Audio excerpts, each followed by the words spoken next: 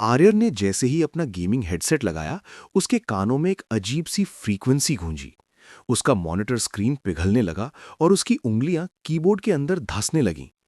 अगले ही पल वो अपने पुराने कमरे में नहीं, बल्कि एक भटकती हुई डिजिटल दुनिया में था। वहां की हवा में कोड की खुशबू थी। उसने देखा कि उसके कपड़े बदलकर एक हाईटेक कॉम्बैट सूट बन गए हैं और उसकी कलाई रिस्ट पर एक काउंटडाउन चल रहा है। 0959, 0958।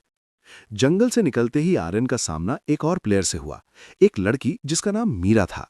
मीरा ने बताया कि वो पिछले 2 साल से इस गेम में फंसी हुई है।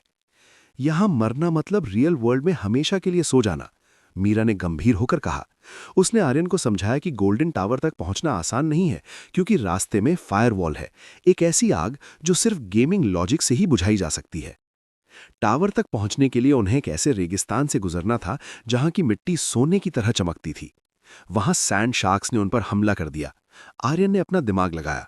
उसने देखा कि ये शार्क सिर्फ तब हमला करती हैं जब वो मिट्टी पर हलचल महसूस करती हैं।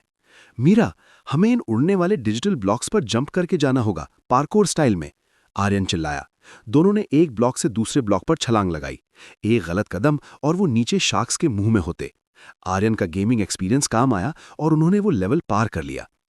जैसे ही वो टावर के गेट पर पहुंचे, गेम का सिस्टम वॉइस गूंजा। सिर्फ एक ही प्लेयर लॉग आउट कर सकता है। आर्यन और मीरा एक दूसरे को देखने लगे। आर्यन ने देखा कि मीरा की आंखों में आंसू हैं। उसने अपनी तलवार फेंक दी।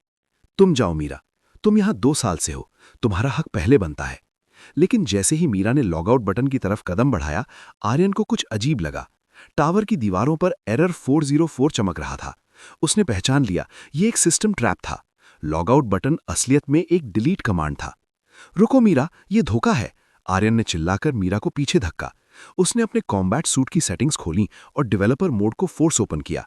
उसने गेम के कोड को मैनुअल एडिट करना शुरू किया।